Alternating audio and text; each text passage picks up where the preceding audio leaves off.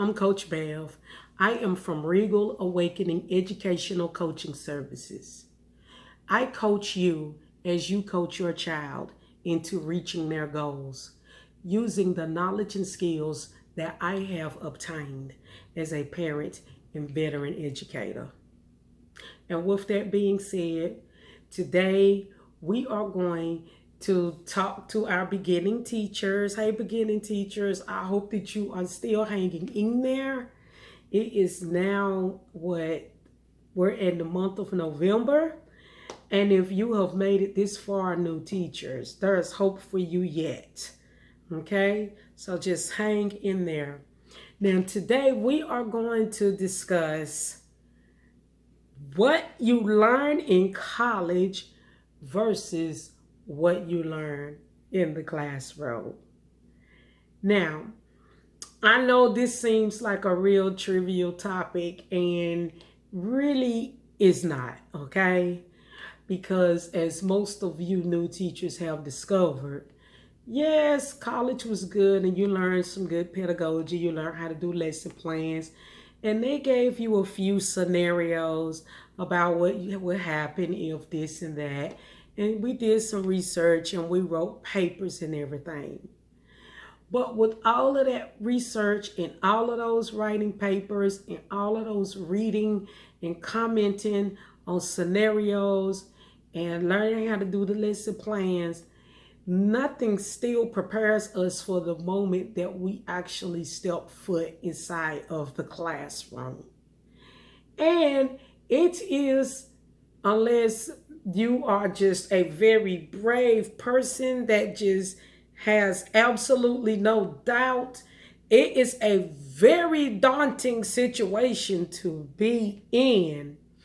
I can remember very clearly my first year as a teacher, and I was lateral entry. I do not know how, but I made it. I made it. Won't he do it?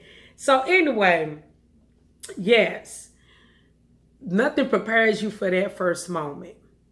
So I wanted to talk about this topic because what happens in between that moment when we step out of college and we step into the classroom, it's a defining moment. It seems like it's a defining moment, that great first year. I'm going to say like by October, teachers will start deciding whether or not they're going to go or whether or not they're going to stay. And it's going to greatly depend on the experience that you have that first year that you become an educator. And it's going to depend on your personality and your ability to deal with different types of situations that are going to affect your ability to maintain and keep going or not. Now, if you went to that school and you did your internship and you did your internship at a good, little, A grade school, a school that has an A or B grade, and you go in and you do your internship. If you don't have the ability to, and a diversity within you to work with all types of kids as an educator, that could be a stressful moment because it's just you have to learn about everybody and different cultures and how all of the different cultures work. Everybody is different groups and subsets believe different things. You need to know that so that you can work with the different kids that you're going to come into contact with in your classes. You need to understand how Hispanics, their cultures, some of their beliefs in their belief system. You need to understand some Asian culture. What are some things in their belief system, in their culture? I have a student, I've had a student from Pakistan before. I've made it an opportunity to learn everything that I possibly could about the country while I had someone in the country that I could talk to. And that goes back to relationship with the kids that I will always speak about, because that is a very critical component in your success in the classroom, and that is building in a relationship with your students. When you go into the classroom, your ability to communicate effectively with the different cultures and the different people and the different groups of people in a way to allow them to see that you're genuine and you're really trying to get to know them. They can tell if you're real. They know if you really care, and that's the make or break thing. If you really don't care, or if you're afraid, they'll know. So you need to just be confident and be yourself, and just get to know your kids.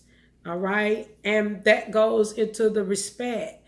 When you say, okay, let's settle down, if they have that respect for you, then they'll be more amped to do that.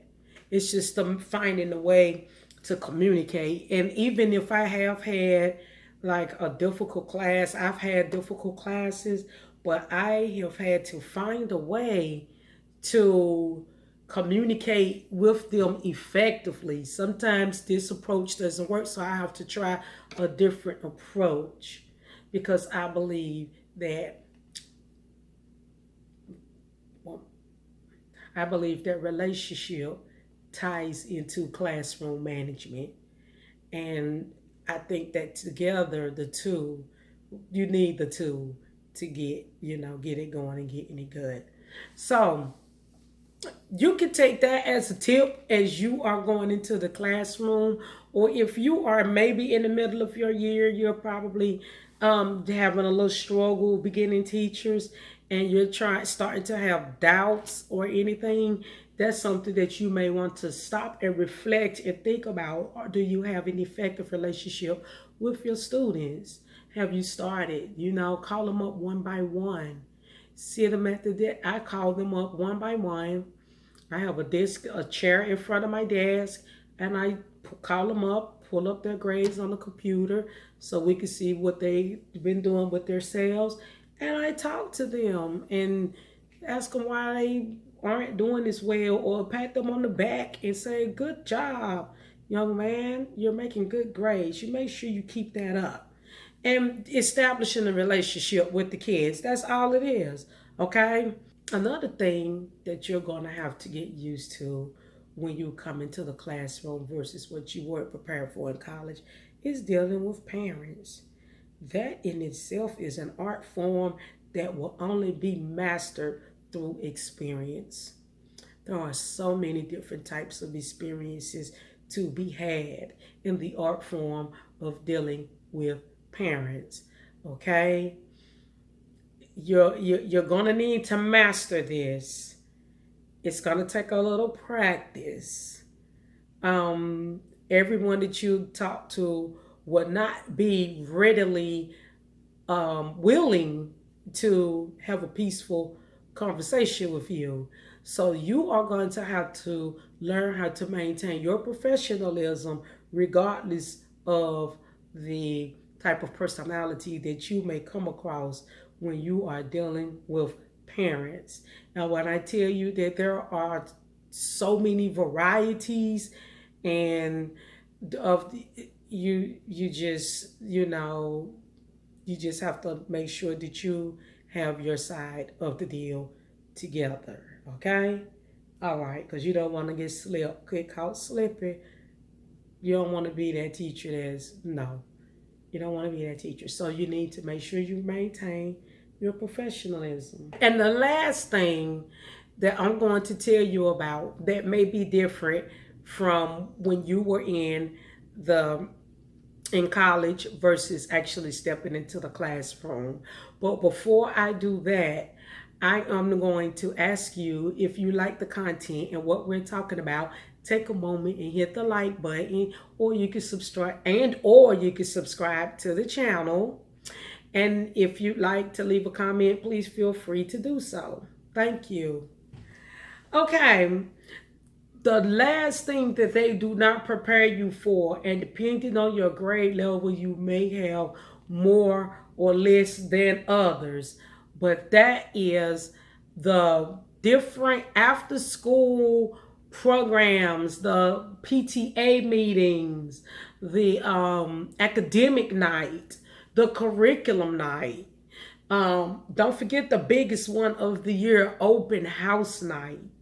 Oh my, and you haven't lived until you have lived through your first open house. Okay? That is definitely it was a very special time for me, but yes, I don't see why that wouldn't be special for anybody. So yes, you will spend some time going to meetings after school, PTA meetings, curriculum night. They're trying to recruit students from elementary to middle school. You want to recruit kids into your program from 5th grade to 6th grade if you're in middle school. And then you need to have a little recruitment game in high school as well, so that you can students will sign up to take your class. So you do have to kind of be on your recruitment game a little bit if you are an Encore teacher. Now, if you are a core teacher, oh, they're going to come to you. Your rooms, your classes are going to be packed. Period. I've seen you will have plenty of students. All you need to do is concentrate on doing your job, but you will also have to attend meetings and things of that nature. But you won't have to worry about the recruitment bit. Who's not going to take English or math or science or social studies? Okay, so yes. Those are just a few of the things that I think about when I think about stepping out from college and stepping into the classroom for the very first time. It is my hope that you all can find the joy in teaching that I have found in the 17 years that I have been an educator. I can honestly say that I was blessed to have been a teacher. I can't think of anything else that I would have loved to have done. Can you imagine the amount of lives that I have had the opportunity to touch and to make a difference in the lives? That is a lot of kids. And what greater honor is there than to have your hands in the shaping of the future? Like, it is one of the best gigs that one can have. They say teachers don't get paid and this and all this and all that. There are some things that money cannot compensate for. The day that a child comes to you and they're 25, 30 years old, you touched them when they were in 12th grade, in 6th grade, when they were 12 years old. You can't beat that. So anyway, I hope that everyone that has entered into the career of education gets to have those priceless moments and experience as I have. I hope that everyone has had the opportunity to experience them. My daughter, who is a second-year teacher this year, she has had quite a few of those moments already. It's just marvelous. It's just marvelous. And I just say to her, you see, that's not included in our pay. That's not included. That's a bonus. Coach Bev, Regal Awakening Educational Coaching Services. If you like what you saw today, you can like the video. You can also leave a comment. And if you'd like to subscribe, you will get a notification every time I load a video. You can also book a session with me at www.regalawakening.com, and you can find me on Facebook and Instagram by the same name. Thank you all for taking the time to watch the video. Have a nice day.